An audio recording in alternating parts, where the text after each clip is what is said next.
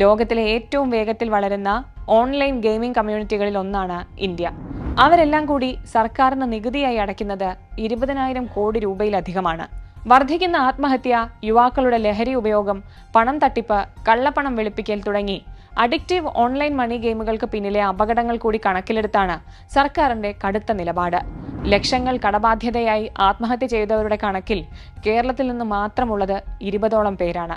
പണ്ട് ഇന്റർനെറ്റ് ഉപയോഗം വ്യാപകമാക്കാൻ ചില കമ്പനികൾ സൗജന്യ നെറ്റ് ഓഫർ കൊടുത്ത പോലെ തുടക്കത്തിൽ സൗജന്യമായി നൽകി പതിയെ ആളുകളിലേക്ക് ഇറങ്ങിയാണ് ഇത്തരം മണി ഗെയിമുകൾ കളം പിടിച്ചത്.